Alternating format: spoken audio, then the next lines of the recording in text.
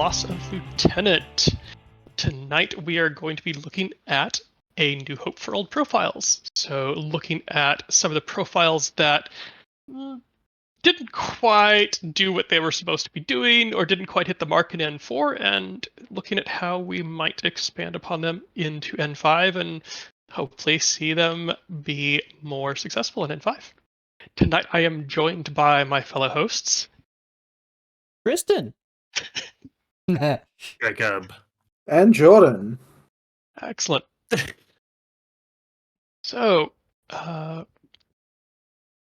we have some challenges out there still. All right, we've got our housekeeping, which we'll just get through real quick. Jordan, you've been really good at this. I'll do all the housekeeping, easy as. Alright boys, we have the LOL Quarterly Challenge N5 edition. We are starting to run out of time on this one, so get in now. Send us your submissions to lossoflieutenant@gmail.com. What are those challenges, you might ask? We have our N5 wish list. Send us your idea for how you would improve the game. How would you change guided, martial arts, fire teams? What would your suggestions have been? New skills, new weapons, new profiles. We want to know what you think. And you only have 2 weeks, I think, left. About 2 weeks before the app does update, and all of your decisions need to be, locked in, because otherwise you're just cheating. And along with that, we do also want your first impressions of N5. We want to see a battle report of your first game of N5. We want to see a battle report after a few games of N5, and the most creative use of the Operation Sandtrap terrain. We love hexagons in this household, and I want to see what you do with your hexagons. And again, sending all those submissions to lossoflieutenant@gmail.com. And then going on along with that, we have a few upcoming events. Number one, on November 16th, we are running 3 events in Melbourne, Sydney, and Queensland. The overall highest scoring player from which will be known as the East Coast Champion of Australia. Those are in order: Operation Last Contact N4 in Melbourne, Operation Thunderchild in Sydney, and Operation Sunset in Queensland. Saying goodbye to N4, the edition that has been so good to so many of us. The missions for this are evil and awful. They are unmasking, countermeasures, and armory. May God have mercy on the souls of the people who intend to play at this event, because these missions certainly will not. And going off of that, we have the Risky Rollers Annual 2024 at the 14th of December at the Gaming Arena, North Coburg in Victoria. It will be a N5 event. Details still to be decided based on whatever CB decide to give us. All profits are donated to the Smith family. The tickets available through the Risky Rollers website. Tickets are $50, but those do include a catered lunch on the day. Reminder, this is a charity event looking to do stuff for charity. Again, charity. And also, it is a N5 event. Maybe one of your first chances to really get your teeth into N5 in a tournament setting, which is a really good thing as well. It's good things all around. Off of that, we have the CanCon 2025 Infinity Nationals on the 25th to 26th of January at the Epic Exhibition Park in Canberra Centre. 300 points and 5 rules. Missions still to be announced. Tickets are available for purchase through the CanCon website, and this will be a satellite event. That's right, Australia is getting satellite events this year. I believe CanCon is the first one that we will have for a full year at least. I don't think we had one this year, funnily enough. We had a weird thing with BCB. Yeah. I believe Border Bash will be confirmed potentially to be a satellite as well. I don't remember if it's been confirmed, but yeah, it will most likely be a satellite. Most likely be a satellite. Yeah. And that's not all. We have a couple of smaller events as well. We have a super beginner-friendly tournament at the Squabble Goblin in Belmont, Massachusetts. Sunday, December 8th. 3 rounds, 300 points, 2 lists, modified resilience ops. Oof, that's going to be a long day of Infinity. Resilience ops takes a while. Props to anyone who is going to stick that one out through the day. I'm looking forward to hearing about it from people. And then back over here in Australia, we have the N5 Startup League running from the 24th of November at 10:30 a.m. The Stone Monkey I believe it's a gaming store in Darwin, Northern Territory. 200-point games. Contact for that is Sam Benson. If you are involved in Infinity in Australia at all, you know who Sam Benson is. He's a great guy. And just leaving off from that, as a reminder, if anyone here would like to be here while we are recording these episodes, or you want to see some episodes a little bit early, be sure to join us over at Patreon, over at patreon.com/Loss of Lieutenant, and become one of our valued cocks. Alright, let's get on to the main topic of today's episode now that I ran through all of that. Excellent job. Round of applause for Jordan. Yes. Thanks for Jordan. Absolutely. We have some high-value cocks in the Patreon chat right now. Looking at you, Tim. A new hope for old profiles. Now, Yes. I'm going to hit a preface, a little asterisk on this. Every profile you're about to see, I feel like is mediocre, but has really good models, and that's why we picked it. It's cool. I feel like that It's was all- 90% of the choice. Fixing like something truly awful is hard. Yeah, it's if something's truly bad, just like do it again. Yeah, pretty much. Like just do it again. But now that you think about it, I suppose maybe it depends on with what we've seen. Yeah, they all are really good models. Yeah. Mm. I feel like it is also important to put out a disclaimer that we have no idea what is changing in N5. We know that most profiles are getting touched up and changed. We've got nothing from CB. We don't know anything in advance. This is all entirely spitballing. One, this is to cover our ass. Two, if we get stuff right, we're awesome and very, very smart. We can take credit for it then. Absolutely. At this point, we're just throwing CB ideas. Oh, So- dude. Look, man, if CB want to send us an email and be like, you guys want to preview some N5 profiles, we'd be down. But that's not unfortunately not what that is unfortunately not what we're getting to do today. Nope, we're making our own stuff up. And I think first up is our glorious Nick with The Caskuda. You're such a pet So- model for you. Oh, it's an amazing model. Its original model was amazing.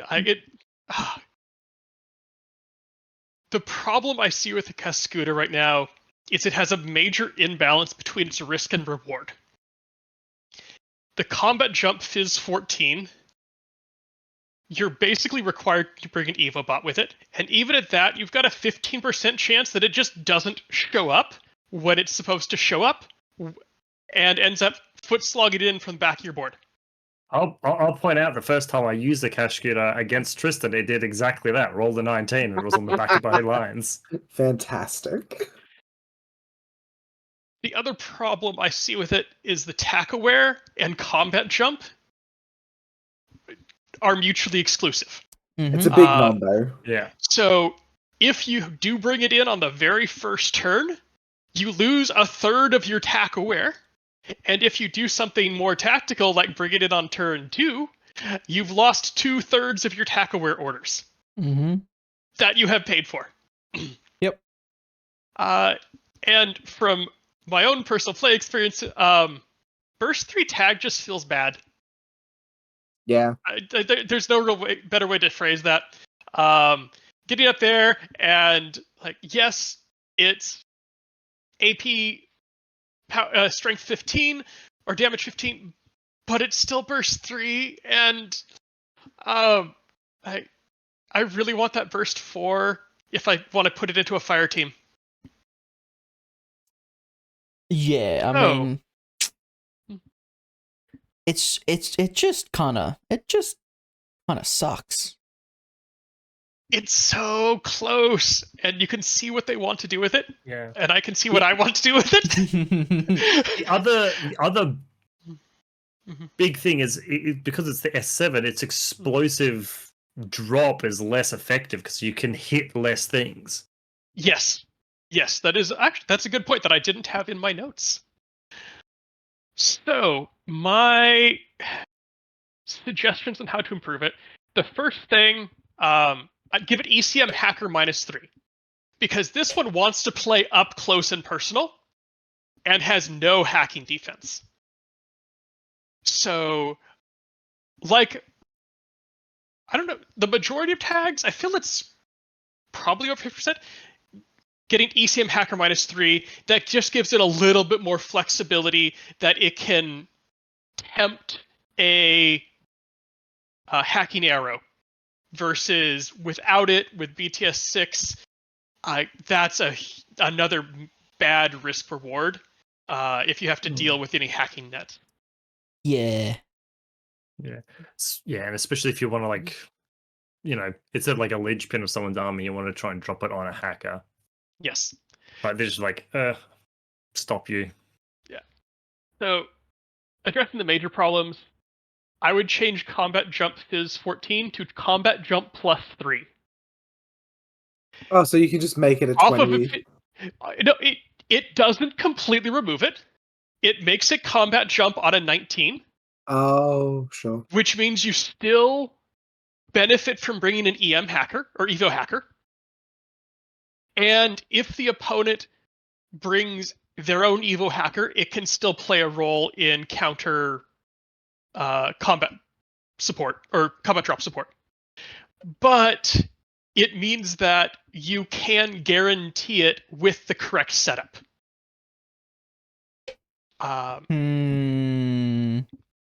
The addendum to this would be, unless we get something in N5 where you have the ability to either, say, re-roll combat jumps or get an auto success by spending command tokens. Sure. But I think for the cost of it, and it's over a fifth of your army, to have something that is that expensive but has a fixed failure state that can throw the game makes it just not viable to put in your list, in a competitive list. Yeah. To take care of the tack aware, I would get rid of it and swap it for NCO. Similar to some other models that have tack aware and have a aerial deployment profile. So I'm thinking like the Bakhtar, where she has tack aware on her normal profiles and on her parachutist profile swaps it for NCO. Sure. It's not quite as good. No. But it means that you can spend more orders on it, and you're not paying for orders that you can't generate. Yeah, totally. Makes sense. Top that off with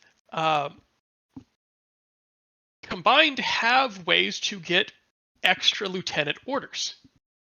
And that might make it attractive to take some of the ones that get extra lieutenant orders that otherwise might not be looked at. It's only an Onyx in N5, isn't it? I don't remember. Don't think it's in vanilla. I think you are correct. Yeah, sure. CB hinted at making an extra sectorial, so it might end up in there. Yeah, who knows? The final change, remove the +1 burst from the chain rifle and just give it flat BS attack +1 burst. Yeah, totally. It brings the combi rifle up to burst 3, so it's working with that damage 15 AP, but with burst 4, so it's comparable to other tags. Its range bands are just adjusted to fit what its role should be. Yeah, totally. I mean, I think the only other thing that would stand out to me instead was just like give it an AP Spitfire instead, but that works just as well, I think. I like the combi rifle on it just because it provides that functionality in 0 to 8. Totally. And it wants to be that close with combat jump explosive. Yeah. No, the only thing just on your combat jump +3 is you could also, assuming it doesn't change to N5, just give it parachutists. So you can still get that guaranteed. Thought about that, but I don't think that fits the theme of the model. It doesn't fit the theme of the model, but I would be incredibly scared if you gave it naturally jumping on 19s, and it costs something similar to what it does now against any Ariadne player or any player that really doesn't take any hackers. Because if you can just be in your DZ for free, that might be too strong. Yeah. Margot and Duroc? Margot and Duroc still have to come in your DZ edge, though. Yes. And they're not. So, if you saw these changes, would you imagine he'd go up in points, down in points, stay the same? Up. Well, I'm I asking think he would Nick, he's definitely the go one up. who's done the I think he would definitely changes. go up some. But it would be worth the points. Whereas now it's too questionable whether it will be worth the points once you start playing the game. Yeah, I think I admit it might be a little too powerful, but I like the idea of adding to the game suite of like unique tags that aren't just the gun platforms. Yeah. Like I think it's just generically a good thing to add more interesting tag options that aren't exclusively gun. Like this joining like the Stig and I guess sort of the Sphinx as well, because the Sphinx is sort of so mobile. Yes. Oh yeah. Yeah, sort of joining those two in like the unique tag ranks is a good thing in my opinion, pretty much regardless. So I'd be willing to give it to float it and just sort of see what happens, because it's still an investment, right? Like you can drop it on top of a hacker. The hacker still gets an ARO.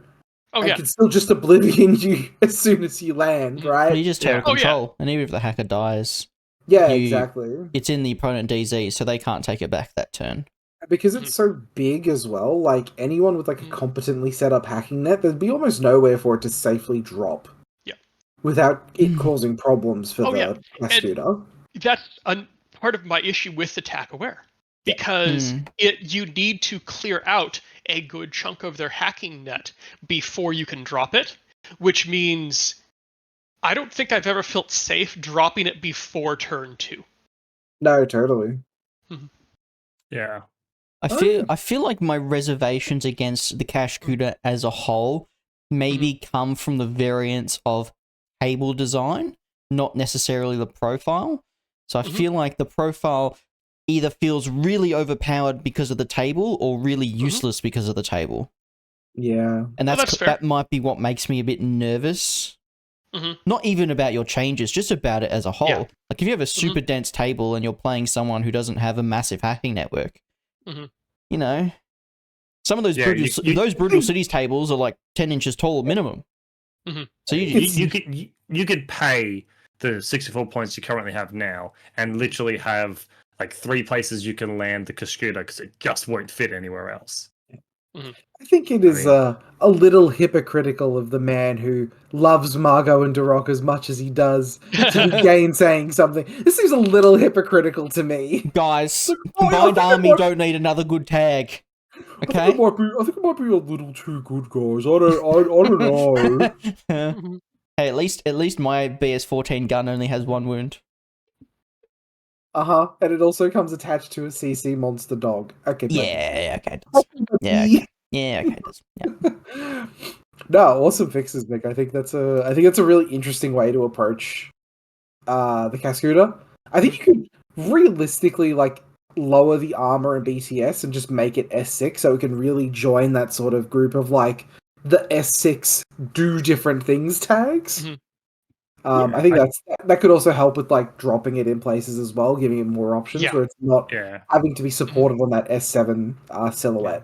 I think that's the exact reason they gave it the S7. Totally, absolutely. It could definitely be that, yeah. All right, guys. So, tag number 2. Tristan. Yep. The Maghariba Guard. Now, anyone who's ever played a faction with a Maggie has lamented the fact that she kind of got a little bit shit in N4. That 365 is so good, Tristan. Well, back in N3, that was an optional extra. It is not an optional extra anymore. And I reckon, so you look at like old Thurakatai, they paid like a point for 360 visor. Maggie pays like 10 points. No, the old Thurakatai just got it. It was ridiculous. So definitely the problems with the Maggie are way too much bloat. Not even like, it feels like you're not getting any discounts for your S8, your religious, and your dodge phys equals 10. It's ridiculous amount of bloat. Insanely expensive. And in terms of Vanilla Huck, which is probably where I would play it, it's one of the only 2 strong sources of AP in Vanilla Huck Islam, the other being the Azrael, and you can pretty much get 2 of those for the cost of this. So... What, the Asawira? The Azrael. Oh, no, I'm sorry, what about the Asawira? That's a Spitfire. Or is that just... Yeah. Okay, so I mean, you're talking about cross-board, like HMG range band AP. Yeah. Okay. Yeah, the Azrael's good, but it's not like... I wouldn't say it's like killing a tag in 2 orders good. Yeah, because it needs to spend those orders getting there first. Yeah, so it's like this or the Azrael, and if you can get 2 Azraels, and you can have 2 AP HMGs and 2 spots on the board, versus this, and this just has the complete downside of being fatter than any other tag in the game, and it's not getting any discounts for having religious and terrain desert, but it dodges on 10s, and it's paying for ECM hacker and 360 visor, and baggage is probably paying too much for how much you're actually using it. Like, if you compare it to just a Pano tag, it's like 14, 15 points more. Yeah. And it's not as good. And 2 Azraels have more wounds than 1 Maghariba Guard. Yeah. And easier to hide. Yeah. With that S8, if we thought the Caskuda had problems with its S7, and that could be like dependent on the table. I've seen plenty of people playing the Maghariba Guard and be like, I don't know where to put this thing, even in my DZ. Well, yeah, it's not getting any sort of discount. Like, I don't know if they're trying to like say that S8 is good or like S8 is something it should pay points for. Like, S8 seems like slightly nothing. taller than S7. S8 should be a slightly discount. fatter. Yeah, it should be a big discount because it is like oppressive how much your own movement is restricted by that S8. And it's taller than standard CB terrain. Yes, it is. Yes, it is. That Nick and I found that one out, much to Nick's chagrin, in a practice game in Geelong last year. I feel like it's just getting slapped with the stick just because it's in Huck Islam and it has BS14 and AP. So I feel like that's a bit unfair. So the BS14 tax is a real thing, it looks like. in Huck Islam, absolutely. Yeah. So the first thing is grab 360 visor and throw it in the bin. Honestly, it's useless. If the Maggie's in the middle of the table, 360 visor ain't really going to do much for you.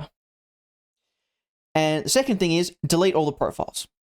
We don't need all the profiles. Okay. We're going to make some profiles. So the first one, we're going to have beast attack +1 burst, and we're going to have a HRL, a heavy flamethrower, a multi-pistol, and a med kit. So we are going to turn this into the Huck Islam tag. So this is the cheap one. I put this at 68 points. I'm just pulling numbers out my bum because I feel like I want it to cost that much. But this I like the med kit option because it's the only tag pilot that's not a specialist but a paramedic. Yeah. And if I didn't want to just pull all the stuff off it and just make it cheaper because that seems kind of boring. So let's make it a bit more unique and a bit more Huck Islam themed. So all of the profiles are going to have a +1 burst medkit because that's just cool. So cheap one with HRL, heavy flamethrower, and a multi-pistol. The next 2, we have a multi-HMG, we have a mine dispenser, and we have a +1 burst multi-pistol and a +1 burst medkit for 75 points. So I kept the mine dispenser in there because it's super thematic, and it's kind of one of the reasons why people take the Maggie. You've upgraded the HMG as well. Did I? It only has a AP HMG. It's a multi. It has a multi. It's a multi. Oh, it already has a multi. He's upgraded the pistols. Yeah. Okay, so cool. I've changed it from a heavy pistol to a multi-pistol. The only reason I've done that is to give it DA. so it can punch things like objectives and stuff. Sure. Tag just walks up and just steps on a console. Yeah, absolutely. And the only one that gets a heavy flamethrower is the HRL. So it's not having its own template defense, so it gets a pistol instead. And then the last profile, which costs 2 points more for 77, we replace the mine dispenser with a +1 damage grenade launcher. So we get to keep the grenade launcher on. We get to keep the options, but all three of them keep the +1 burst medkit, because I think that's interesting for a tag. Yeah. It's kind of like the Stig, where you don't have to get out to do hacky stuff. In this, you don't have to get out to do paramedic-y things. And this would still have all the... Sorry, this would have all the other things except for 360 visor. Yes. So still have baggage and ESCM and all Yeah, that. baggage is really cool, I think, on Maggie, because it's fatter for a reason. Keep it that way. ECM hackers, it's good. And what's nice about that? It means that, like, for holding like sectors, the baggy in your profiles cost almost, well, a little bit more. Score a little bit more than they did if they were the old costs and no baggage. Yeah, the most expensive would be 97, which... Again, good luck outscoring that, right? Like, yeah, exactly. Yeah, but I like the idea that you can, like, CB have seemingly gone the route of you have your, the HRL discount doesn't seem to be going away. So we have the cheap HRL one, but I've only made it 7 points cheaper than a HMG. So, totally. Tone that down a little bit, and then we get to keep a mine dispenser and keep a grenade launcher profile, and you get to pick between them. Yeah, I like these three profiles, or the weapon loadouts, basically, because you've kept all of the different weapons it used to have, but you've organized them where you have to pick which ones you want, not get all the weapons you don't want and pay for them. Totally. Yeah.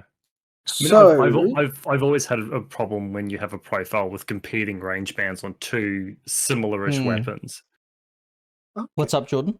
So, funnily enough, I think you can actually make the two non-template profiles cheaper. You reckon? Is a point of comparison is like the Swallow Mark 1, right? So the Swallow Mark 1 with the multi-heavy machine gun, grenade launcher +1 damage, multi-pistol CCW is 77 points. And the NCO option is 79 points, and it's BS 15 and remote presence. Potentially. I kind of still figure that there will be a Hassassin tax, and I think medkit +1 burst will actually be worth a fair few points. Okay. On the tag. I think it's super interesting. There's definitely room to tweak it as well, but I think these changes on the face of it make this a much more interesting profile than what it previously was. Yeah, I agree with you that we should really go towards more unique and interesting tags. Whereas semi now, people are like, I'm taking the Pano version of the Squalo, I'm taking the actual Squalo, I'm taking the Nomad version of the Squalo. Yeah. Well, it's especially moving into N5, where currently with no tag changes leaked right now, tags look like the best gun platform in the game. So giving people excuses or reasons to take tags that aren't just that seems like a really good direction to go in. Yep. I am fully expecting tags to cop nerfs of some description. After seeing that Hectari profile, I have no idea what direction CB are going, but we will figure it out. Fucking direction I'm going is straight to Kestrel Colonial Force, baby. Fucking Vanilla Pano has got nothing for me right now, but boy, you mean I can get Yamabushi and the Hectari? Like, ooh. Alright, Jordan. Oh, buddy. Alright. This one goes out to all the Morat players who have tried to play this once, realized it is dog shit, and they should just be playing a tag instead, or just more Morat models. We're talking about the Soragat Tempest Regiment. So the problems that I sort of identified with this model are, 1, it's overcosted. 2, it doesn't fit as part of the Fire Team faction, as it cannot link in any way, and there's very little reason to take it on its own when it doesn't sort of stand up to linked profiles. 3, it's hard to justify over a tag if you want to play like an expensive solo piece, due to both the prohibitive cost and the fact that it's lacking skills, and the fact that it's only BS 13, so it can't gunfight better than something like a Raicho, and the Bull Track has more burst and super jump and other skills. It's also bloated, so because you pick up like the random like CC skills that don't matter. It has like NCO profiles, and NCO is really bad in Morats. So the fixes that I sort of propose and like is one, its BS goes from 13 to 14. I think that's totally justifiable, especially with the sort of scattershot nerfs that Morats are copying as part of like the Fire Team update that we're going through into N5, with all the BS of the faction coming super far down. Having like one piece be natively BS 14 is kind of bad with Kordak, so give them a second BS 14 piece as something to sort of build a list around. And also, it's just like BS 14 for your super heavy infantry with all the special weapons seems really cool to me. Yeah. And then on top of that, I say give it linkability. You can go call Haris. I don't particularly think it's too strong in a core link. It's a expensive model that's religious. It doesn't have a visor of any sort. It doesn't have defensive skills other than the fact that it has, high-ish armor and can't be isolated. So I think you could very safely just put it in a core link. And it's BS 15, but it doesn't have a visor, so anything with Mim fucks on it really badly. Yeah. It's hard to hack, which, is But fine. That's Morats, yeah. That's Morats in general, right? Like, I'm not going to take away Veteran, basically. So I think it's totally fine with the new link rules, especially, where it only goes up to BS 15. I think it's fine in a core, and it fulfills the power fantasy of it being the biggest monkey. Like, there is not a monkey that has more special weapons and is bigger than the Soragat, and it's one of the only sources outside of the tags of AP in the faction. Yes. Like, other than the Yaugat with the multi-sniper, but the Yaugat is a very good active turn gunfighter, but I don't know about anyone else. I've never taken a fight with the Yaugat and not been a little bit nervous. Yeah. It is made of paper mache. Yep. Yeah. And I mean, that also fits, like, lore-wise, they're supposed to be the best. Yeah, they're supposed to be the best. We're also going to remove CC attack plus 1 damage. I'm just fucking fuck it off. Why is it there? Just why is it there? Because it's, Because of the old model. You can bake it into the the profile now halberd. and just make it cost nothing. Because Yeah, exactly. it should be free anyway. I'm suggesting we also remove the NCO profiles that are there and replace them with, just remove them and give it tack-aware options for both of its profiles. But tack-aware costs, like the 2-3 points, whatever it does. Because NCO just doesn't matter in Morats. You're almost never taking a lieutenant not named Kornak, and even when you are, you're taking that lieutenant specifically for, like, lowering points to take different things. Like, I think that NCO just isn't a good keyword in Morats, and if we can give it something else to sort of rest on instead, like, give it the extra order just natively, and it's fine. In my opinion, at least. Yeah. Could someone remind me, was it the Sogarat that had full auto back in N3? Yeah. Yeah. It was the second model to get it after the Krizaborite. What? Yeah, so I love your changes, Jordan, but I almost want to make this the Morat Prime.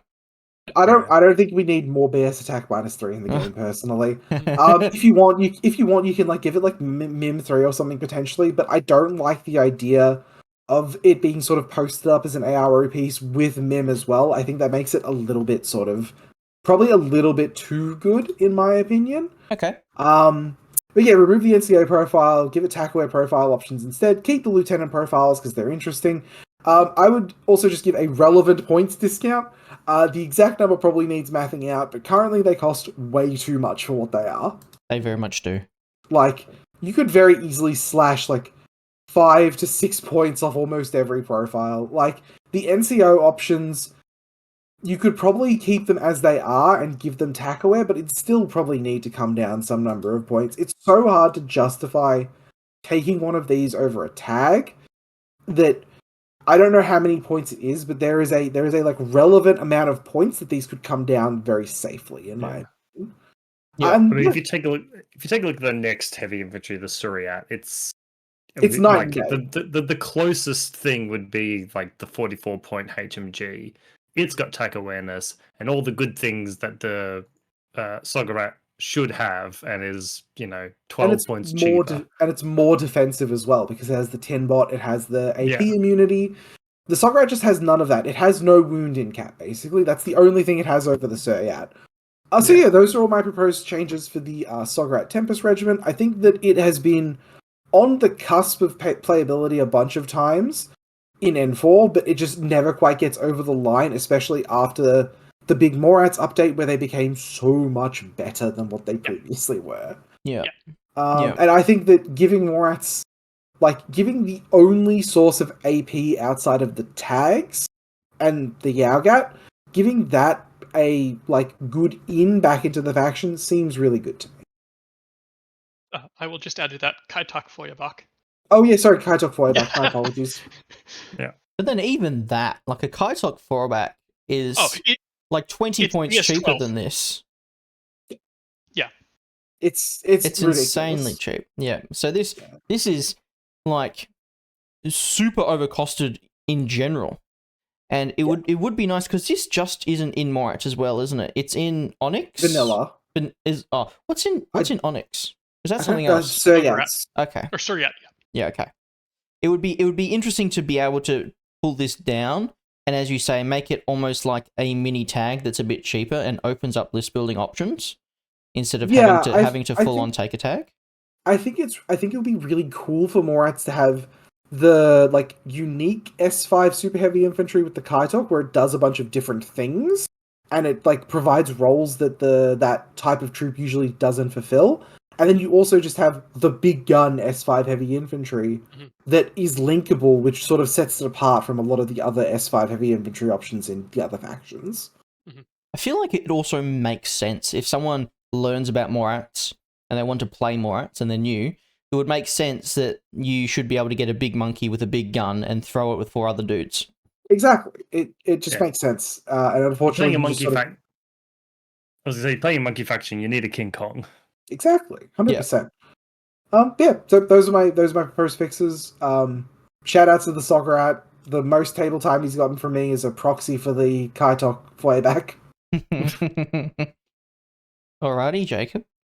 Well, speaking of only ever used as proxies and pouring one out for profiles that used to be much better in N3, I'm looking at the Ayyar, the Hassassin Ayyar. So we've gone on about it being probably the prettiest proxy you'll ever own in Infinity. The prettiest 3 proxies you'll ever own. Yes. Right. So this one, I suppose, if we're going to call it anything, sort of suffers from pretty model syndrome where you really want to put on the table because it looks great. But I think of all of them that we've covered so far, the Ayyar's just the one that just doesn't make sense in terms of its profiles. They're just a mess. Well, it just doesn't do anything. It's the most fucked with profile in the game. Yeah. So at the moment, it is a little higher on its cost, right, compared to other heavy infantries. I would only say it's overcosted because it's useless, but because it can't kill anything. Well, that's the problem I'm going to sort of get onto. But the biggest thing it suffers from is its weird design. So it has sort of 2 profiles. So all the profiles have Hollow Mask and Hollow Projector. It's heavy infantry in Haka's Alarm, so it's shock immune, religious. It's got Specialist Operative, Stealth, and Surprise Attack -6, which is its unique skill. The problem is it's got 2 sort of profiles within what you can select. So you can either pick Hidden Deployment, but you have no ability to forward deploy. Or you pick Forward Deployment, but you're deploying as either your Hollow Projector or your Hollow Mask, or combination thereof. Which gives you Forward Deployment 4 inches. The problem with almost all of these profiles, but especially the Hidden Deployment one, is that you are either armed with a Breaker Rifle, Zapper and Panzerfaust, or just a Shock Marksman Rifle. Yeah. Or a rifle +1 burst with emitter Panzerfaust, which is even worse. Paying 40 points for a +1 burst rifle? Yes, what the exactly. On top of that, if you hidden deploy, you've basically nullified Hollow Mask. Mm-hmm. Yeah. No It's matter just no the matter best. what Like- profile you're picking, Mhm. you are wasting a percentage of its skills and therefore wasting a percentage of its cost. Yeah. And Like, the yeah. other thing with assassins is that there's very few things that are worth you that like aren't suspicious if you try and hide the IRAs. You can try to do it as a revealed Daylami. I think the only one I saw with any sort of forward deployment that wasn't infiltration is the one with BS The Shujay. 6. You can Shujay, hide the new it. one. You can hide it at Shujay, but you can only use one decoy because they're only AVA 2. Yeah. And also, the Uh, Shujay have Mim 6, don't they? Yeah. Well, you don't have to tell You don't your have to opponent tell them, that but as until soon they as they shoot at the decoy, you go, "Oh, sorry, it doesn't have Mim 6." Hmm. Yeah, the Yeah, so only it's- use I had for the Hollow Mask when I tried to play them was to hide what profile you took. So Yeah. like deploy them. It's like here's 3 Gulams. They're forward deployed by 4 inches. Hmm. But it's exactly you know exactly what they are, but at least you don't know if it's your shock or your marksman rifle or Panzerfaust range. Oh boy, which wet sock is he going to try and hit me with, I wonder? Yeah, exactly. So, Jacob, what are your fixes? Yeah, so the first thing is, as I mentioned before, this guy used to make a little bit more sense in N3. So one is pull his costs down to N3 levels, which was only about like 3 or 4 points. But he was mostly sub 30. He may have broke into like 41. Okay, so like mid to high 30s. Yeah, pretty much. Already The looking other good. thing is the biggest weird thing about the hidden deployment is the weapons that they have. They're all really short ranged and doesn't really make any sense. So give him back his goddamn sniper rifle. Yep. And the Ayyar used to have a sniper rifle. So if you're gonna keep the hidden deployment, all right, and the hollow projector, give us the ability to actually use that. One of the best plays I've ever had against an IR was somebody was like, I'm going to try this. And he put 3 Gulams in really with sniper rifles in like a ALO piece. And it turns out it was just an IR with a sniper rifle. Just Totally. spent my entire time trying to get rid of them.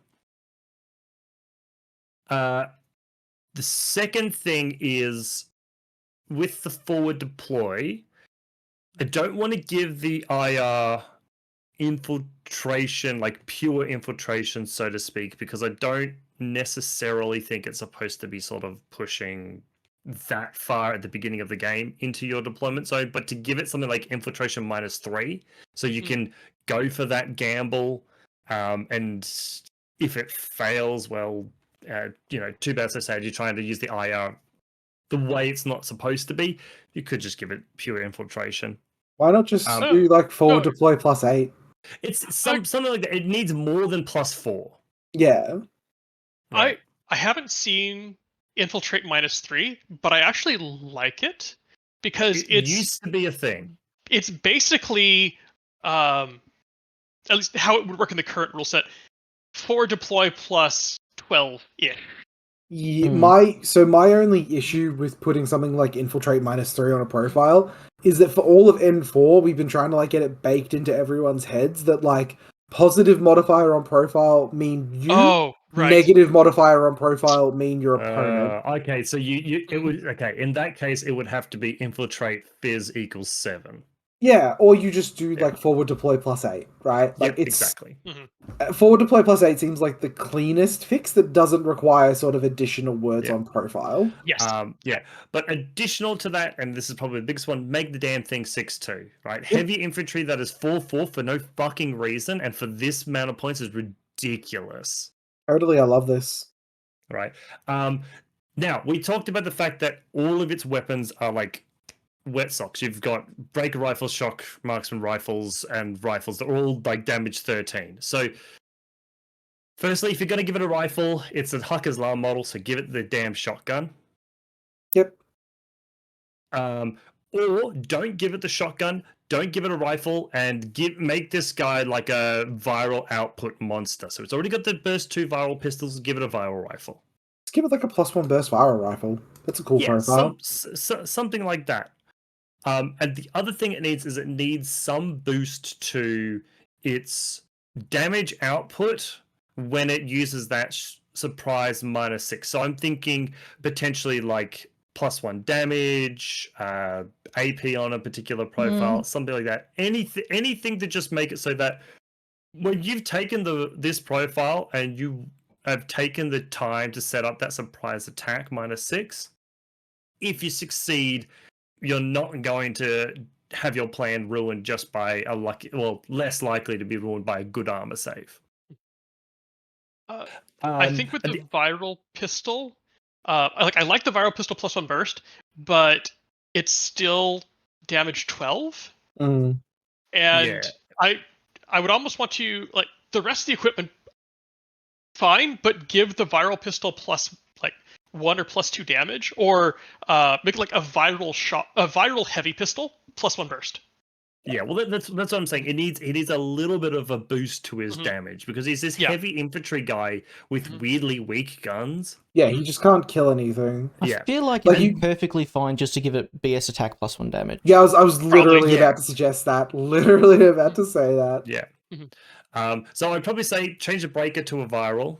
The shock marksman can now just be a sniper rifle. And then I don't know, maybe if you want, the rifle +1 burst can be rifle and shotgun. Although at this point, it's not. I would probably just get rid of that profile entirely. Yeah, I think that profile is there because of a miniature. Oh, sure. Yeah, I feel. Yeah, I feel like it was their final attempt to make it good by giving it burst 4, and people were like, "I'm not spending 41 points on a rifle." No. Because like viral rifles, when you like using them, they can be incredible when you just hit like a shit ton of shots. The only other change I think is, given the points, I think he could go up by like 1 armor. Totally. Yeah. Right, just so make him armor 4, make him a little bit more survivable. Yep, makes sense. And then hopefully, finally, our favorite proxy can be used. Yeah, 100%. I think that's a nice little suite of changes for it.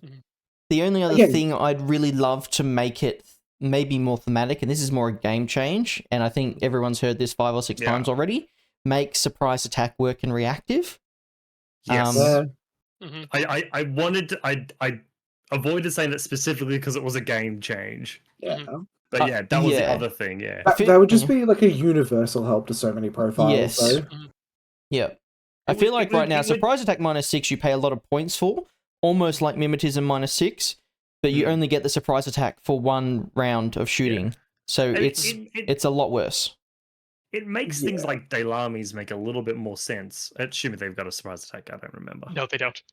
No. Oh, well, you do get, they barely have camouflage. Yeah, you do it's get not a surprise. You do get surprise attack with it every turn, though, so that's fine.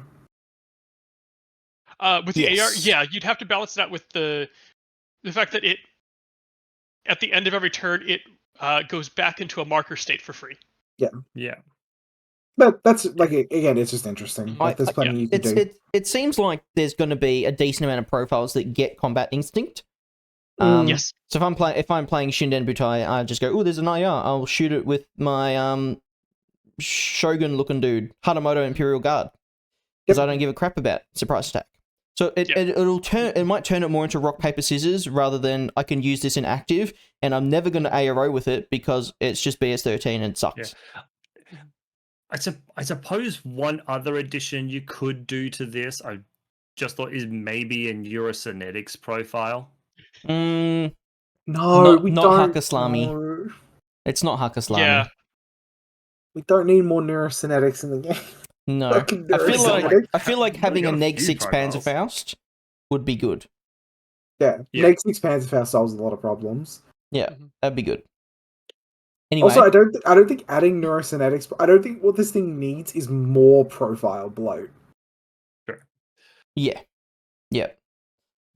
All right. Nick. Okay. I've never, ever seen this profile taken in N4. And that's why it's on the list. So this is us continuing to pour out a drink for profiles that used to be good in N3. Although I've been this told one coming up was Yeah. So I'm looking at the Rodok, so more at Armored Imposition Detachment. So, the problems with this, as a whole, it has a poorly defined role in the faction, and it's overshadowed by almost everything because it doesn't have a defined role. It And just that's- sucks. Yeah. Yeah. So, for this, I started by going back and rereading the fluff on them and looking at their N3 profiles. They're supposed to be this like Vanguard unit, not to be confused with capital V Vanguard. They're supposed to be the models that hit first, and they're supposed to be like overly excited to get there and prove themselves, but they also get the equipment to pull it off. Right now they have super jump because they have like little jump jets on them. So I made a few. Oh, we lost Jordan's camera. Oh no. Yeah. So they're also one of the, I want to say, 2 places in the game where strategic deployment comes up.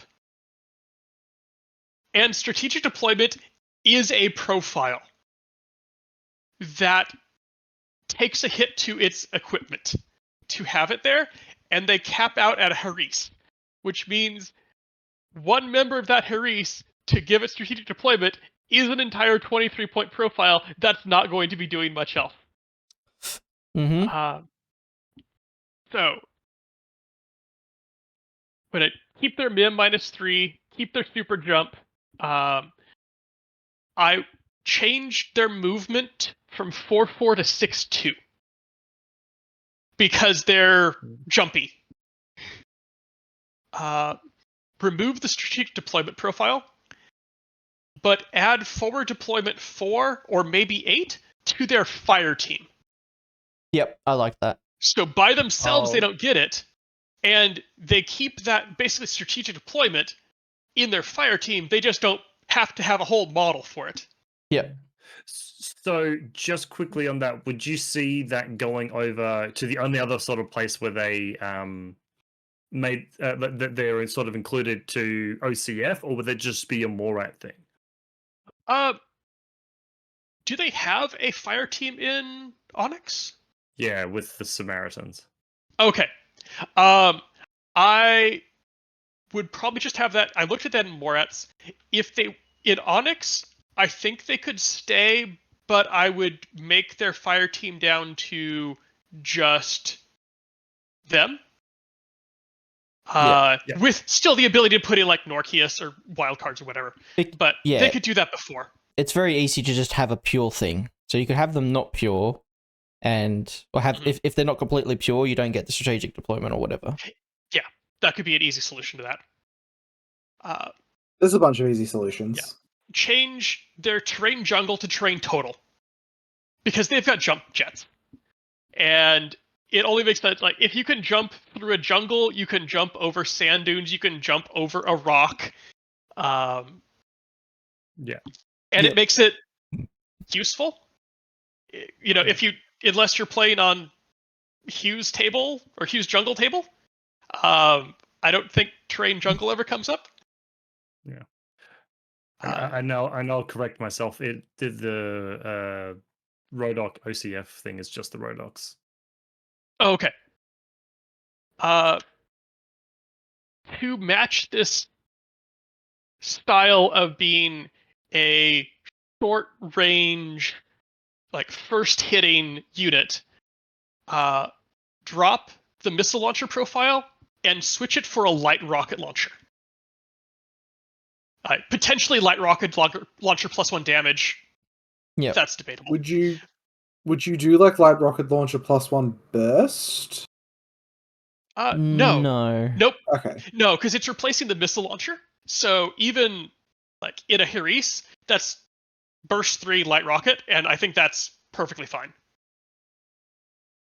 I'd also, because their weapon loadout is pretty limited, like it's boarding shotgun. And they've got a Spitfire in there. I'd leave the Spitfire. The submachine gun profile, I'd probably swap for a combi rifle profile. Just to give them that option of a little different. So it's not.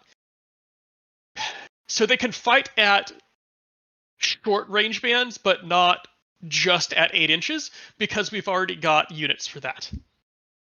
So a group that will go up the board and wants to fight at that 0 to 16.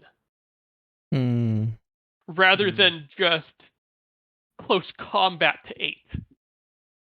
Yeah. So you're almost bringing them slightly back to N3, which used to have a combi rifle 2 light shotgun profile. Yeah. Which is why you see it. There's an old one that's sticking his arms out like that with a shotgun in each hand. Yes. Yeah. The final one, and I was kind of up in the air on it, of giving them a heavy flamethrower profile. And I'm thinking adding that to the submachine gun. But I'm not. I would have to see how that plays. I'm not sure if giving them a heavy flamethrower would be too much. Depends on how much you make them cost. True. I'm almost thinking about, with that heavy flamethrower, it would be a SWIC weapon. Like a 0.5 SWIC. Yeah. Because if you've got a 6.2 super jump forward deploy unit, I think a heavy flamethrower at that point is 0.5 SWIC. Probably, it's probably some math you can sort of. Yeah. And Morites tend to have like 0.5 SWIC laying around. You don't always end up exactly at 6. Yeah. I like it. Yeah. I like that it is kind of reminding me of a combined version of a Crusher. And Crushers, like the light rocket launcher Crusher, was one of my favorite profiles back when O12 came out. And these guys have glorious models, so they need some love. Yeah. Totally. Yeah. So kind of hard in Morats to find a role that they need, but I think there's enough space to put them in there, and it would you would end up taking them in place of something else, but it would be a choice now, not just they do the same thing as Vanguards for twice as many points. Yeah.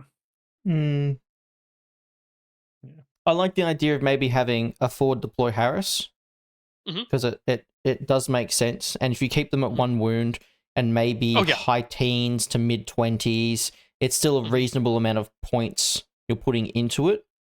And if it only has a burst 1 flamethrower, currently, as we assume it works, the plus half burst isn't going to affect templates at all. So you're still only a burst 1 template.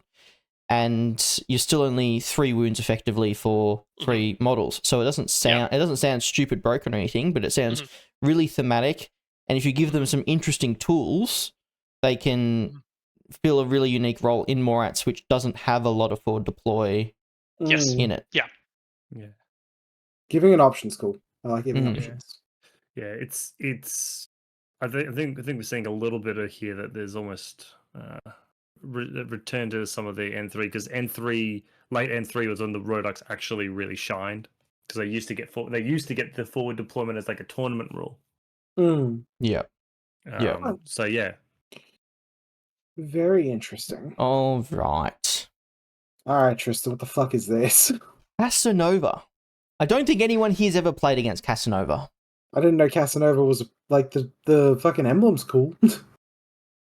It's James Bond in Infinity. I think I've seen him once. This is another profile that CB have kind of fucked around with, like the IR, to make better. So back when they buffed Hippolyta and nerfed the Avatar and Icadrons and all that noise, they buffed Casanova and they gave him an Infiltrate +3 profile. Yeah. Which means he was over-infiltrating on 11s, which was not very good. Wow. So it's like a bad cost or risk reward again. He's a vanilla O12 character, and when they came out, we had 0 camo.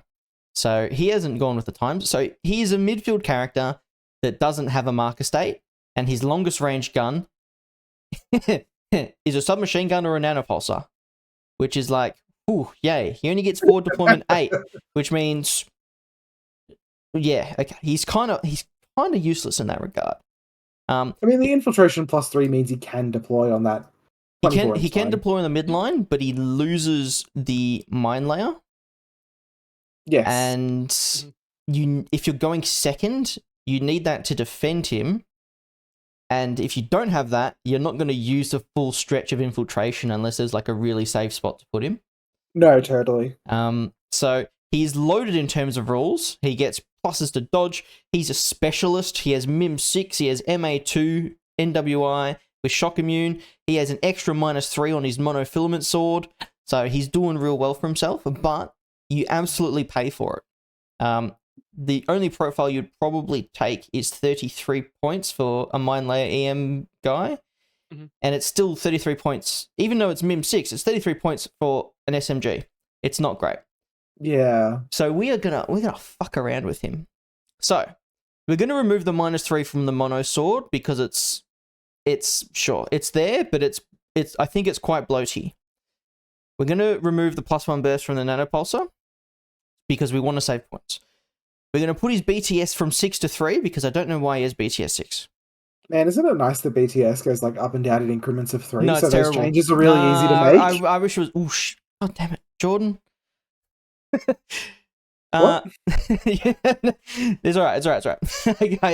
I was smacking my hand out of anger for your BTS, and I hit the button. We're gonna keep the 4 deployment profiles, and we're gonna remove the infiltrate. No more infiltrate.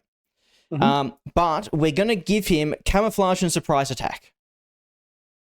Okay. So keep in mind, we've removed his template ability to trade. So he is effectively 2 wounds, and that would make him really easy to trade using the templates, running into CC and that jazz. So we're going to reduce that, and we're going to give him camo and surprise attack because he's James Bond. Now, for the really interesting thing, what we're going to do for the infiltrate profile is we're going to replace it with impersonation 2. So he's going to be like an O12 Greif operator.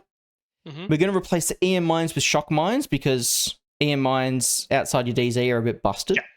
And we're going to make him 41 points.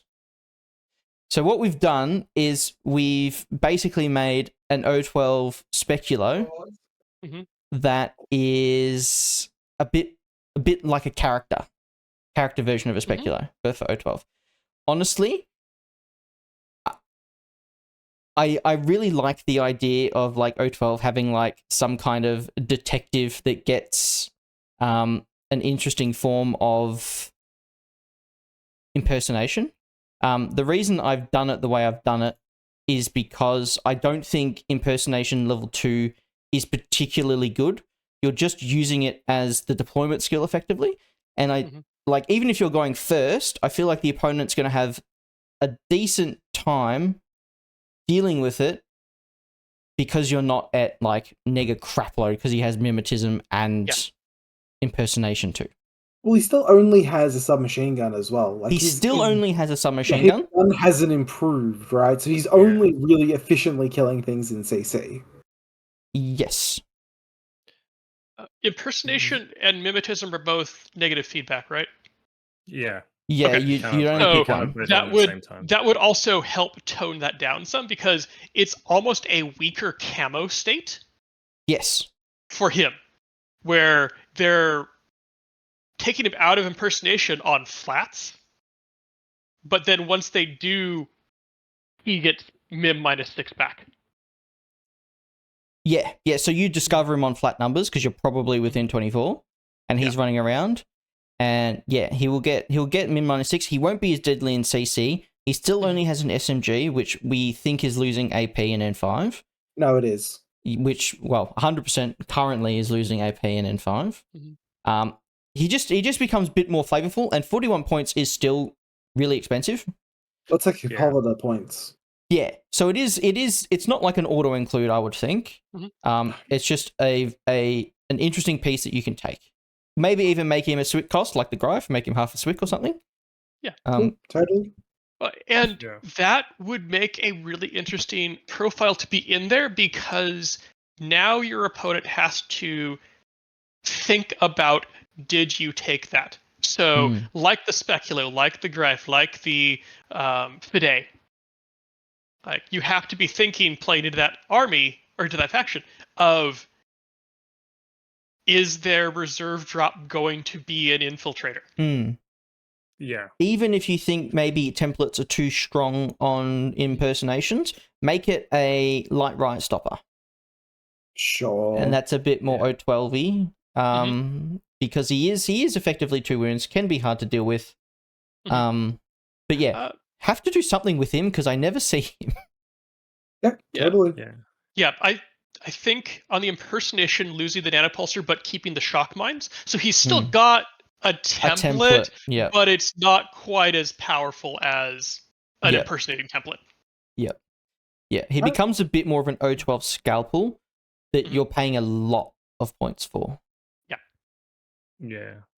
Only, Would you give surprise attack to the impersonation? I don't know. Okay.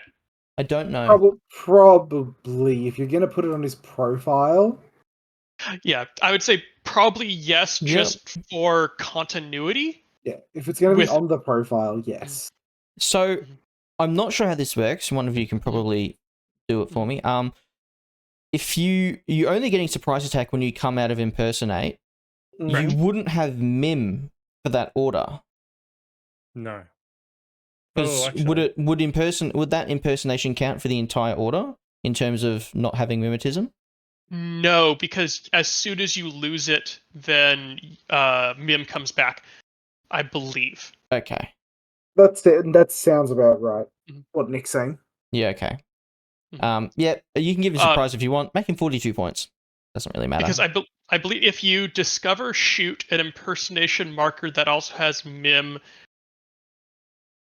then correct me if I'm wrong, the mimetism does not apply to the discover roll, but it will apply to the shoot roll if the discover roll was successful. That sounds correct. Like, the vibe check of that is correct to me. What impersonate has mim? Is it only... Zerat, it's a killer hacker profile, and mim -6. Right, okay. Yep. It is not a common one to find. You have to I was going to say. Zulu Cobra KHDs. Yeah, I completely put KHDs out of my mind. Yeah, okay, that makes sense. We got there. We figured it out. Most of the ones that have mim are infiltrating hackers who also have a camouflage state, which in that case is usually better for them. Yeah. Outside of like not wanting to get splashed, basically. Yeah, no, I mean, I was just reading negative feedback, and as soon as you cancel impersonation, which is where you can use surprise attack, you've cancelled that skill, so mimetism pops back up. All right. Well, it's still only an SMG, so even if you hit, you're probably not going to kill anything. All right. Jordan. Oh. Yeah, so this was the one I had a bit more trouble with when I was deciding on my second pick, because there's a lot wrong with Davis. And they're so bloated in terms of profiles, it's kind of hard to kind of... How many profiles do they have? So many profiles. So many profiles. And they have 11. They have like 11 profiles. And then you add... It's like every profile, and then you add a Diva bot to it, the flamethrower bot. No, not all of them. The Deva bot's actually surprisingly, like, limited in how much it's doled out. Alright, so problems you identify very quickly. They're very much a forgotten by time profile that has been left somewhere back in the previous editions. They are deeply, deeply overcosted for that width 15. I can't actually pinpoint anything else on the profile that would make them as overcosted as they are. Number 2 is a surprisingly expensive skill. Okay, cool. We're going to fuck that off when we get to the 15. Yeah, 100%. It's immediately getting fucked off. They're incredibly frail as well. They are a no wound incapacitation trooper with no shock immunity. They are 1 wound, they're only 2 armor and 3 BTS. They don't stand up to anything as it currently stands. And the last one, again, over fucking costed.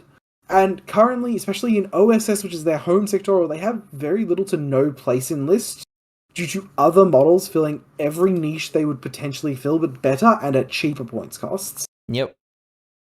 So what are we going to do? 1, add shock immunity. We're going to add shock immunity, we're going to remove number 2. Number 2 is a dumb skill. We don't like number 2 in this household, we fuck that off immediately. Yep. We're going to give a points discount across the board. Compare the Deva KHD to the Zulu Cobra. The Zulu Cobra is 28 points. Yep. I'm gonna do it right now. It's insane. The Zulu Cobra is 28 fucking points, and that gives the Deva KHD is 26. And it only gets a boarding shotgun. Yeah, there is no universe where those two should even be comparable in points cost, even with that Whip 15. Again, that Whip 15 is an absolute chain around our neck. So to fix that, we're going to lower the Whip by 1. We're going to go down to Whip 14. And then on top of that, so again, points discourse across the board. We're going to make them 6-2 move so they can keep up with Dakini in fire teams. The role I am envisioning for these Deva is that they're going to be like unique link options with Dakini as they currently do counter purity. And I want to give you a reason to turn your Dakini fire teams into something else besides a castle while also maintaining purity. Or if you want to do like Haris options, also good. Mm-hmm. We're going to give... So looking kind of like Nexus operatives for... Something like a Nexus operative, yeah. Okay. Yeah. Something like a Nexus operative. We're going to remove several profiles. Like, we're going to remove the combi rifle nanopulsar. We're going to remove the multi-pipe rifle nanopulsar. Like, we're going to remove the triangulated fire profiles. Like, just get rid of it. Give the forward observer sensor if you want to do something like a sensor profile. Or just combine the two. Or just combine the two, exactly. Yeah. We're going to give... This is a little experimental. We're going to give the Deva, the KHD, and the forward observer new profile. Like, we're going to give them alternate profiles. We're going to give them forward deploy +4 and a one-time camo option. Okay. So we want to give OSS access to more specialists that can forward deploy outside of the Proxy Mark 5, letting them sort of like move into the table and do things, and also having that camouflage state means you can move into the midfield a little bit more safely. So the Deva bot currently doesn't do much because it's just like, it's essentially like it's like an auxilia, but it's literally double the points cost of an auxilia. So what we're going to do is we're going to, similar to something like Scylla, we're going to make the Deva bots have FTO. Mm-hmm. So when you bring a Deva with a Deva bot, you have the FTO option, and they can both go inside of a link, and they both fill a slot inside of the link. And also, we're going to make the Deva bots repeaters. Sure. Oof. And look, I don't know if that's going to fix a whole heck of a lot. They're never going to be your fire support inside of a link team option. Dakinis are just too good for that. So honestly, you could probably fuck off like the Spitfire MSV2 profile. I just don't think it's very good. Maybe you might have some arguments for it now that you can sort of, it's like a little bit more survivable. But again, OSS don't have smoke, so again, it's hard to sort of justify. I like the idea of giving the Deva bots like FTO, like Scylla, Zoe, and Firewall type stuff. Letting you fill your Dakini link teams in ways that aren't just Dakini while maintaining purity seems really cool to me. I really like that idea.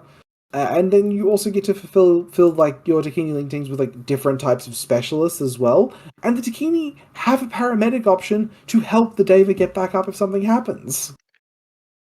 The only thing I would be concerned about with that is the Deva bot repeater would have to give that would have to go up in points, maybe. Oh, probably. Maybe like 2 or 3 points. Yeah, like because all the Devas are coming down so much. Yeah. Well, by putting a native repeater into the Dakini link, now you can always Evo hacker into that link without having to organize your repeater net. I didn't even think about that. That's so cool. 100%. Yeah, I was just thinking about it in terms of like giving like a mobile Haris team the option to like move up and then your Asura can hack through them. Mm-hmm. Yeah, being always able to put marksmanship, that's dope. We like that in this household. Big fan. So I would definitely increase the Deva bot probably to 7 points if it's also bringing its own order and a repeater. Yeah, something like that. And then and again, all the Devas are coming down pretty massively in points cost anyway. Yeah. And those are my suggestions on how to make Devas more interesting. Because currently they have no defined role in OSS, essentially, other than like a sometimes lieutenant option pick. And I think they pay so much for Whip 15, just dropping them down 1 point to 14 is totally fine, and you aren't really missing out on anything. Yeah. Yeah. The other thing I could see you doing, because you were talking about the repeater option, is Mhm. potentially giving the Deva an Evo hacking device. Yeah, you can make them like discount seller Oh. or something like that. Yeah, Yeah. totally. The and the other one is again a return to N3 is the Deva used to have a really nice like assault. I'm trying not to use N3 terms. Really nice hacking device with some unique programs. It'd be cool to see like the killer hacking device with like a cool Oblivion, or the hacking device with Well, yeah, like something. if you want to legitimately make them like still alive, you can do like Yeah. either hacking device, upgrade Trinity type stuff. Like it's so easy to make them more interesting than what they Mhm. currently are, and those are just some very rough ideas on fixes for me. I was thinking like a squishy Azura. Yeah, something like that. Well, I think I think they're cool. I think they just need a lot of help because right now they are just dead in the water 9 million ways from Sunday. It would be very on brand, considering the new Fireteam rules, that OSS would potentially get still a Sixth Sense hacker. Yeah. Because currently, Yeah. right now, Devas aren't counted as pure, but you Yes, get them. they are. They are. Are they with Dakinis? Yes, they are. Yeah. That's no, why. no, That's no, why. sorry. Danavas. That's what I meant. Oh, Danavas. Danavas yeah. aren't pure with Dakinis, but you still take them because you still get Sixth Sense and you still get +1 burst to the pitcher. But it would give them relevance if they stay. If Devas stayed pure with Dakinis, you still have a Sixth Sense hacker, and you still maintain that strong hacking presence that OSS is known for. Yep, totally. Yeah. But yeah, those Yeah, are I those are mean- my ideas. I think, I think that's actually probably one of the very few profiles I don't think has changed since N4 dropped. They're not good. Maybe Oh, the no. number 2, I think, might have been added. They're just so No. bad. They are terrible. They are atrocious. Yeah. I You only see them see the sometimes as a lieutenant. Like you see like the lieutenant with the Deva bot, basically, and that's You, it. you see, the one I see the most is it being used in either ISS or NCA, NCA. as the lieutenant. or just a Whip 15 hacker in a different faction. Yeah. That's Yeah. the only time I've ever seen them. That's about where I sort of fell. You just sort of like remove like 6 profiles and then just sort of go from there, basically. Yeah, 100%. All right, Jacob, what do we got? Well, talking of models that you've probably never seen on the table, and this one you really probably never seen on the table, I'm going to take a look at Sergeant Soragat Kwon, the Jujak character from White Banner. So right now, her biggest issue is that she directly competes with Bixi. Bixi's a little bit more expensive, but pretty much better in every single way. She's got as like Sora Kwon just has nothing.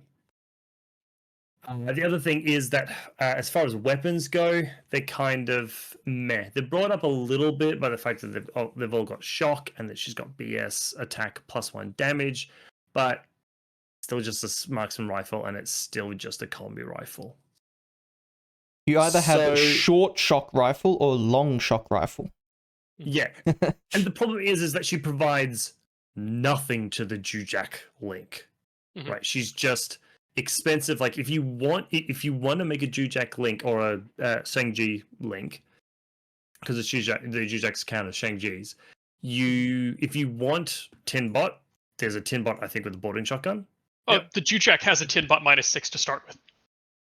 The Shengji APHMG has a tin bot. Yeah. So, but like, I don't know if you're taking the heavy rocket launcher, there you go.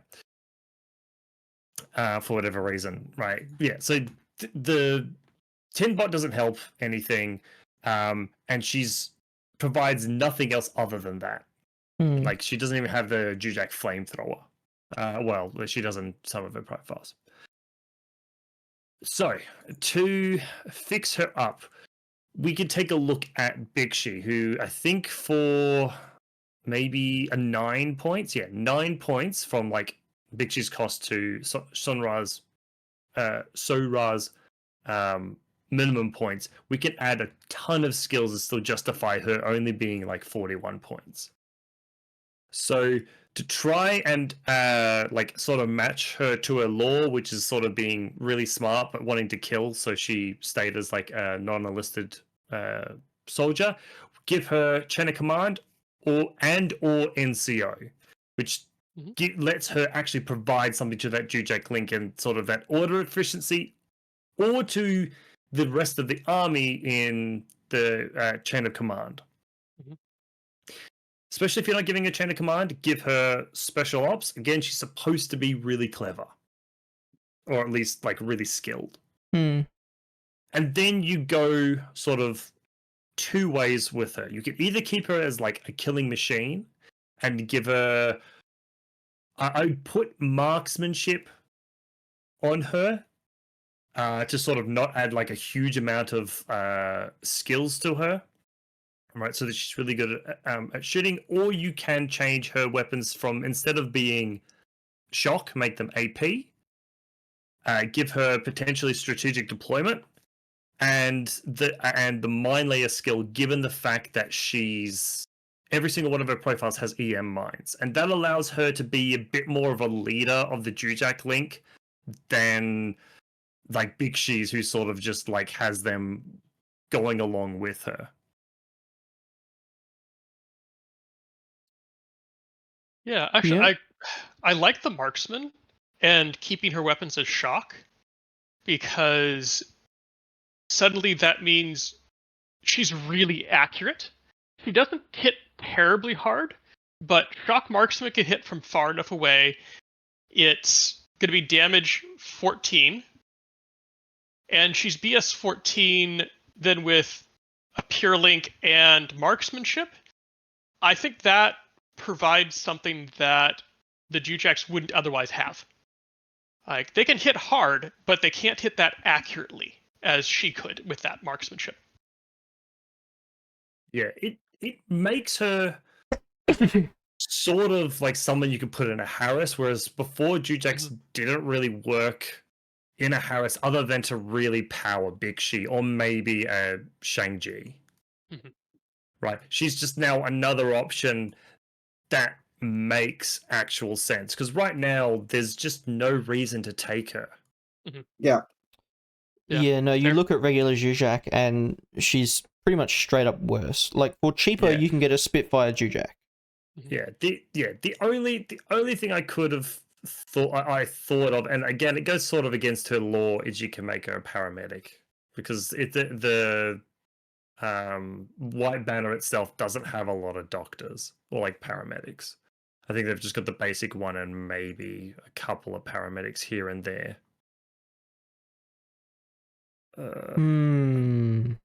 Yeah, even just giving her God. specialist ops would give her a reason to be in the Jujak link, because their only specialist is an engineer. Yeah, I'm actually taking a look at their paramedic options. Again, it doesn't make sense with her lore, but their paramedic options are woeful. Yep. Yep. Yeah, plenty of So plenty yeah, of that's stuff you my can do. attempt to fix Sergeant Soragat Kwon. Nice. Yeah, everything kind of feels to me like we're making a White Banner version of Taisheng. Yeah, I mean that's the thing, is that But it's hard there's not so to many do great that. profiles. It is Yeah, it is hard exactly. not to do that. And I think it's probably fine because they're in the same faction. Yeah, And totally. they're kind of the same thing. Really? Yeah, like yeah, I think if I would go anyway, I'd probably go the marksmanship way, or I'd make her more killy. And then Taisheng's kind of like got NCO and is specialist, and then Bishi's just fucking her own thing. It's wild that she's supposed to be killy, but she doesn't have like a Spitfire or something. Like, Maybe that Yeah. multi-red fury. Yujing? yeah, there You we have the go. multi-red there fury? you go. Yeah. We still don't know what it does, Trent. Okay, so we also, in making this, some of us came up with a few like tweaks. So we've got rapid fire honorable mentions. Boom! Okay, Zerat. It's an infiltrator who needs a marker state to survive, who's in a sectoral that doesn't allow marker states. Yep. So, my solution: give them decoy 2. Okay. Sure. It's I- something. No model in the game has decoy 2. It's only decoy 1. But if you give him Decoy 2, it's basically a single-use Hollow Echo. Yeah, and then he can go And that into... will give them enough survivability to make it through if you don't go through turn 1 if you don't go first. Yep. Love Yeah. it. Hmm. Boom. Tristan? Jackboots. Bro, they're 1 wound and they cost 30 points? What the fuck? They're only BS 12, Phys 11, and Whip 13. They have terrible stats. Total Immune sucks ass when you only have 1 wound. Who would have thunk? Give them Dogged. Boom. They don't even need to cost more. Just give them Dogged. Or even just give it like NWI. I didn't want to go that far. Yeah, but sure. But whatever. Either one works. Give them Dogged. Yep, totally. Okay. I want to have, sorry if I can, just one honorable mention is a bunch, because we're losing Spiral Core, a bunch of those profiles that only work in Spiral Core need to have their profiles ported over to normal Toha. Toha don't need more shit. Nerf Toha into the ground. They really don't. No. Okay. Yes. So, more of a dishonorable mention because of my game last weekend. Had a Noctifer who came out, did an awesome surprise ARO, and then got nailed by returning fire, went dogged, and then failed his guts check and went prone for the rest of that turn while he was dogged. Give them courage. That's really fucking funny. That's hilarious. So funny. Oh my That's so god. funny. It's literally just he gets shot and he's just bleeding out on the ground and he couldn't stay standing. Yes, but I had to make the guts check or the dogged decision before the guts check. So we even looked it up to verify that he doesn't have courage. Give them courage so they can make full use of dogged. You know, the funny thing was back when before they denested skills, he did have courage. So it might just be an oversight. Yeah. Wow. Guys, That's fucking hilarious. any hidden deploy missile launcher doesn't need to get better. I'm sorry, Nick. It's okay. It took out a Caliban with splash in arrow.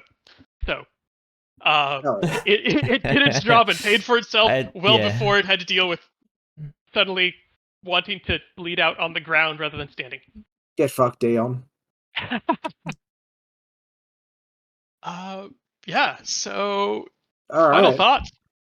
This was fun. Yeah, It was. I wasn't expecting to have as much fun as I did. I could do Please 4 more of implement these. some of these. There are so many profiles. Make Soragat good. There's so many things. I hope that if anyone takes anything from this, is that it doesn't take a lot to change a profile, and there are a ton of profiles out there that just feel a bit stale. So you don't have to look at every profile and make them amazing. Like you look at some NA2 profiles like Kaplan's and some Drews and some like that. Just make it something you actually look at and think about taking. Exactly. Just something that, even if it's a niche purpose, just feels like it has a slight purpose to take. 100%. yes. Well, and several of the profiles we looked at don't really have a purpose in their army. Yep. It's done by something else, or like with the Jujak character, doesn't do anything that the Jujaks don't, and she's a character Jujak. Yeah. I think that's the big one to take away from it as well, is that I think every profile we brought forward either doesn't do what it says on the box, doesn't have a purpose, or is overshadowed by things within its own faction. Yep. Yeah. Excellent. All right, guys. Well, we're at the end of the episode. We forgot to mention at the start, but please, we're loving all the interaction on the Discord. So please, if you liked what you heard, if you have any profiles you want to talk about, head over to the Loss of Lieutenant Discord. I will make sure the link isn't broken this time. And hit us with some lovely discussion. If you would like to watch these episodes live, like Jordan said, become a lovely cock over at patreon.com/lossoflieutenant. live or published early. We are testing out publishing episodes a bit early for patrons now, as well as just another benefit for people. Yep. Alrighty, guys. Until next time. I have been Nick. I've been Tristan. I've been Jacob. And I've been Jordan. Good night, everyone. Good night. Good night.